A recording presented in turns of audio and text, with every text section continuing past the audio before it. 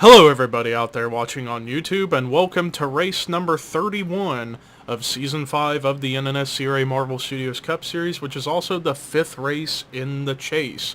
I'm Levi McIntyre, the voice of the NNSCRA Marvel Studios Cup Series, here to welcome you to the Carhartt Challenge here at Sawmill Speedway, as we are getting set for 17 laps of racing here at one of the best road courses on the schedule.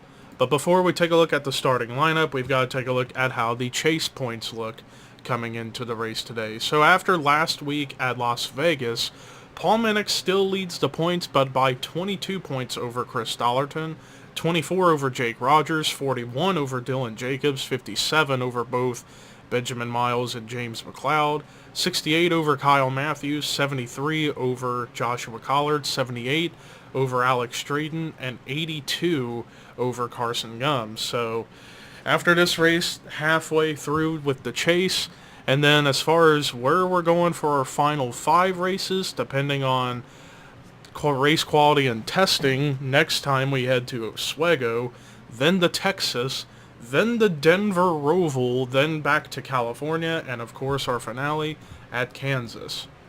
But without further ado, let's take a look at the starting lineup for today. Starting in the last row is Carson Gum and James Qualls. As far as where chasers are starting, James McLeod 36, Chris Dollarton 27th, Joshua Collard 23rd, Kyle Matthews 22nd, Alex Strayton 17th, Benjamin Miles 16th, Paul Minnick 14th, Jake Rogers in 13th, and then the top 10, Jessica Shelton is on the pole for today. Starting next to her is Jonathan Zorline. Row 2, Dylan Jacobs and Jake Baskinger. Row 3, Diego Yepes, Ryan Butcher. Row 4, Dylan Pote, James Shelley. And then row 5, Patrick Smith and DJ Curtis. With that said, let's get the command to fire engines for the Carhartt Challenge at Sawmill. Drivers, start your engines!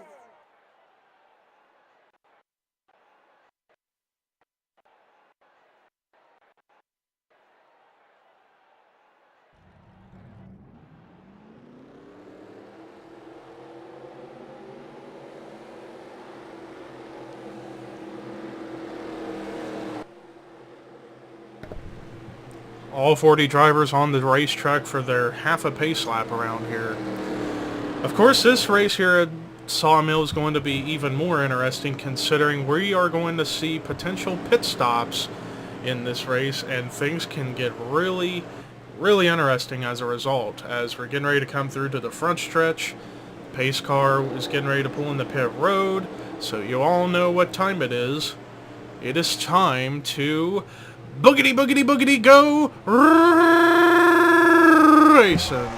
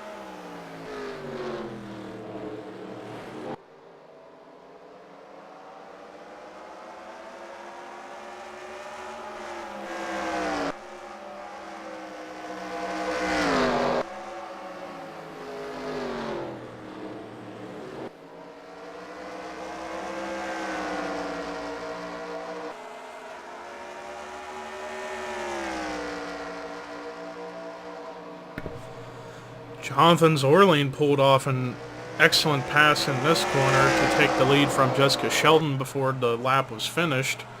And now Zorline has the spot, but Shelton's not going to give it to him that easily. She's going to try and work him over a little bit and see if she can't make a run for it in a separate corner. But right now, Zorline out up front in that clean air is able to keep his nose clean. But let's see if perhaps in one of these upcoming corners, Shelton can make a drastic move to go for position. So far, maybe she's going to buy her time and see what happens. Meanwhile, she also has to try and hold off championship contender Dylan Jacobs, who's right there in third. And Sheldon actually went through the grass. Actually, a few cars went into the grass and got the inside wall. Perhaps carrying a little bit too much speed right there. And because Sheldon carried too much speed in the grass, she's now got a challenger for second, Dylan Jacobs, right next to her. But Sheldon going to keep the spot for the time being. But we'll see how things play out as we go along. Meanwhile, Jake Baskinger trying to reel in the 78 of Dylan Jacobs for third, but Jacobs has a bit too much of a margin between himself and Baskinger. Meanwhile, Poteet now took the 5th position away from Patrick Smith, and Patrick Smith's trying to figure out what he's going to have to do to get that spot back.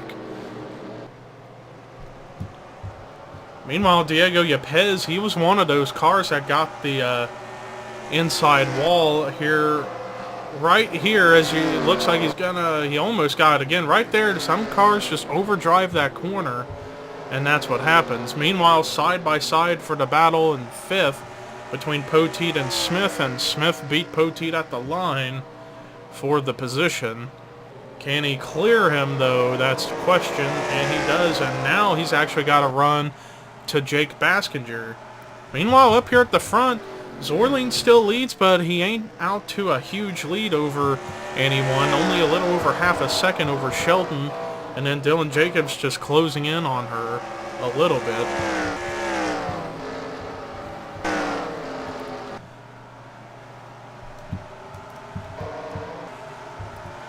Meanwhile, close battle going on track between Matt McIntyre and DJ Curtis. That would be for the 9th position. Curtis thought about going for it, but couldn't quite make it stick. Zorleen about got into the grass. Jacobs, however, stayed on the racetrack rather well, and top 3 are actually kind of close to each other, so it looks like it's going to be between these 3 most likely for the win.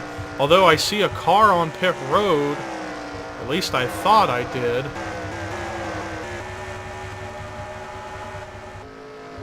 Well, Dougie Shears is all by himself. Oh, and it's Jay Jefferson who's out of the race and was the car I thought I saw on pit road. So it sounds like something happened between him and Dougie Shears to cause Shears to be all by himself and Jefferson to be out of the race. But meanwhile, look at the margin of the top 3, only a little over half a second in between each other. Sheldon actually closing in on the 88. It's just a matter of seeing where the 88 could end up making a mistake. And we're coming to that corner where some drivers get into the grass, and Zorleen did a little bit. Sheldon stayed on track, so too did Jacobs. Meanwhile, Baskinger and Patrick Smith are now starting a battle for 4th. Jacobs actually lost a little bit of time, and actually Zorleen managed to pull away a little bit all of a sudden because I think he got out of the corner, the final corner, a lot better than Sheldon or Jacobs did. Meanwhile, look at Baskinger trying to get to the 78, but he's also got the 55 of Patrick Smith. And look at the move the 55 is making. Side by side, and that's for the 4th position. Smith trying to work on the 18, and he clears him. Great move for the 55 of Patrick Smith. And we're getting ready to come back into that corner again. Let's see what happens. This time, Zorleen way into the grass and into the wall. But he comes back up and collects Sheldon. Hard hit for Sheldon. And now Dylan Jacobs is going to get a run to the inside of Zorleen as a result. Zorleen overdrove that corner, gets into the wall, comes back up the racetrack and into Sheldon, and that just pretty much took Sheldon out of the race. Where is she on track is the question.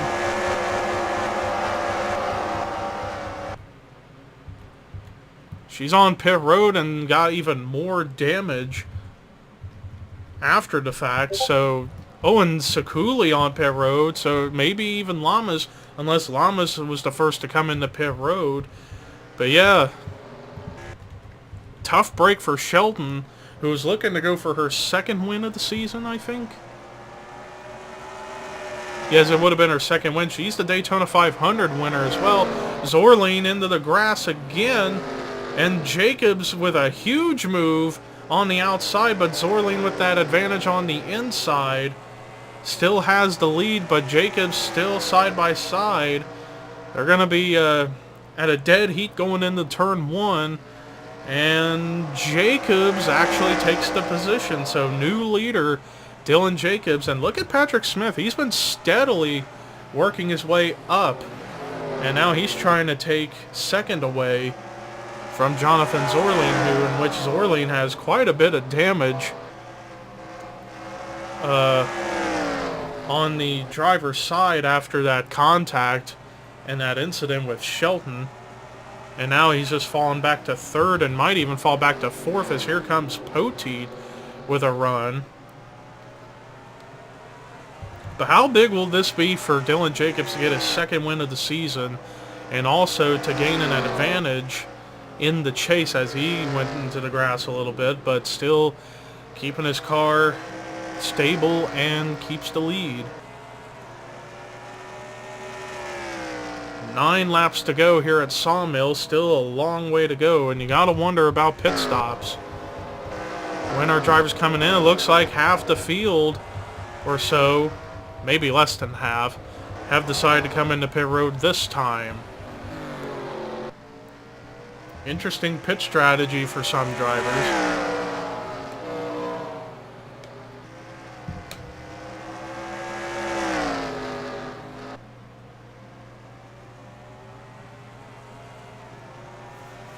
Meanwhile, Jacobs still hanging on strong, but Patrick Smith, he's been working him over a little bit for the last lap and a half.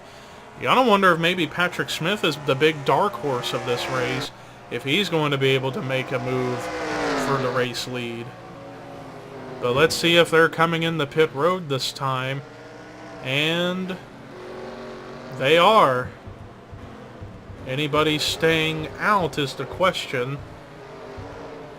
Doesn't look like anyone's going to stay out, although contact, Yepez gets into the wall from contact from Collard, and it looked like Preston Plord's going to stay out an extra lap.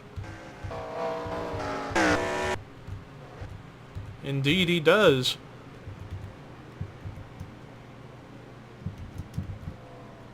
But we're going to see if Jacobs can get out of the pits first, or if somebody else is going to pass by him on the pits. And it looks like, does Matthews get out, or is he just getting into his stall? Okay, he's just getting into his stall. But yeah, it looks like Dylan Jacobs is going to get out first out of pit road of the second group. Then Patrick Smith, and now it's a bigger margin. Then Poteet, McIntyre, and Ryan Butcher.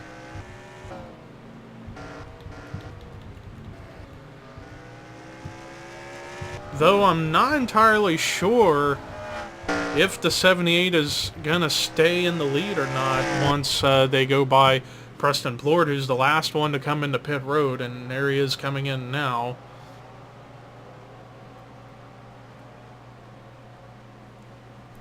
Let's see what he's going to do. If he goes 2 tires and gas, he could have a big lead. But now he's going to go with 4 and gas.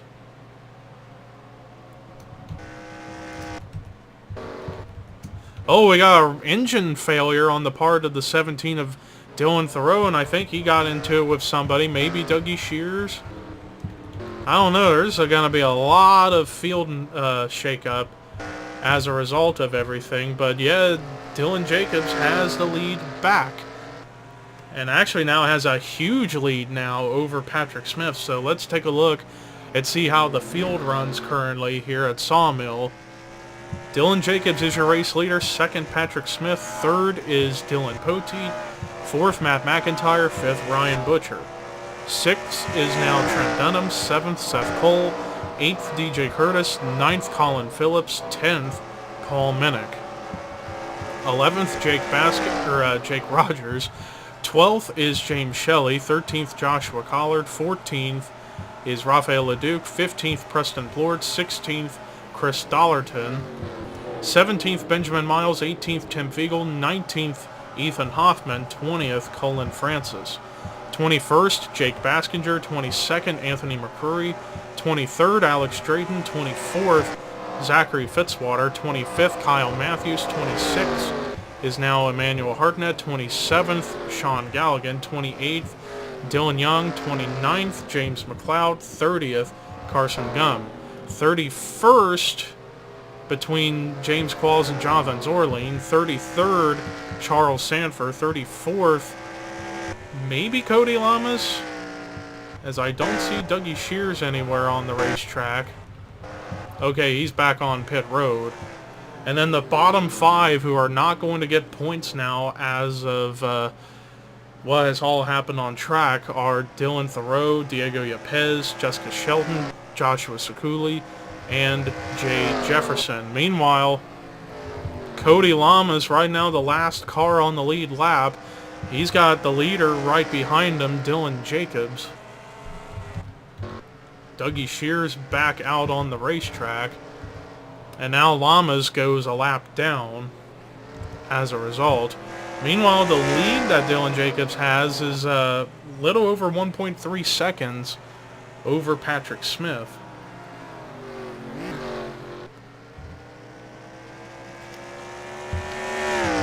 Meanwhile, Smith trying to get by Lamas, and he does. Rather easily, might I add. So Patrick Smith, he's going to have to really hope for a miracle if he's going to have any hope of winning this race, because when you're up at the front, unless somehow, some way you screw up a corner, there's not going to be much you can do as far as making moves, although Jacobs gets the wall. But he saves it. But that really helped the 55 reel him in. Maybe about half of the margin from the last lap. Now it's less than 4 laps to go. And the lead is now to a little over half a second. As a result of the 78 overdriving that corner and getting into the wall. Smith did overdrive it a little bit, but not nearly as bad as the 78 did. And now Smith is right up here to the back bumper. Almost to the back bumper, I should say, of the 78 of Dylan Jacobs. So this has been, so far, one of the best road course races we've had all season, along with the Pensacola Roval, which we will be coming back to next season. In fact, the schedule for next season is going to go under complete overhaul. Meanwhile, the top 2 right close to each other. Let's see what happens in this corner, if anyone's overdriving it. Nope, they both drive it perfectly. Although Smith tried to run lower than the 78, but didn't quite get enough of a run to go around him. Less than now 3 laps to go here at Sawmill. Let's see what happens here in turn 1. Jacobs still holding off the 55 rather well. Meanwhile, behind them, a battle on for 3rd between Matt McIntyre and Dylan Poteet. Back up here at the front, it is still very close between the top 2. Whoa, Jacobs got a little bit sideways off of that corner, but saves it and still is going strong. Patrick Smith still trying to work him over.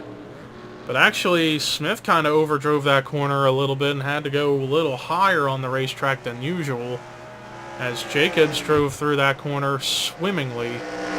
Jacobs into the grass a little bit, but luckily didn't get the wall this time, and is actually running lower on the track than Patrick Smith. And now we're coming to 2 laps to go, but you gotta wonder if everyone's still gonna have enough gas to finish this race out. That's the big thing. And I don't see anybody coming into pit road, so maybe they're going to try. Everyone's going to try and stay out. But ever since getting up to 3rd, Matt McIntyre has really pulled away from Dylan Poteet. And in fact, Poteet might get challenged by Ryan Butcher relatively soon. Meanwhile, back up here in this battle for the lead, Patrick Smith still close to the 78. It's just not been able to really make a move and really make something work. But we're coming to that corner that we always see some issues at. Let's see what happens this time. Jacobs ran that corner really well. Same with Smith. And now Smith to the inside. Side by side for the lead, but I think Jacobs still has an advantage going into this corner as the white flag is out, but Smith led that lap. Let's see what happens here in turn 1. Jacobs still holding off. Can he clear him going into 2? Or is Smith going to be there? And it looks like it's close, but Jacobs still clears him. Meanwhile, look at Matt McIntyre. He's been closing in fast on those two.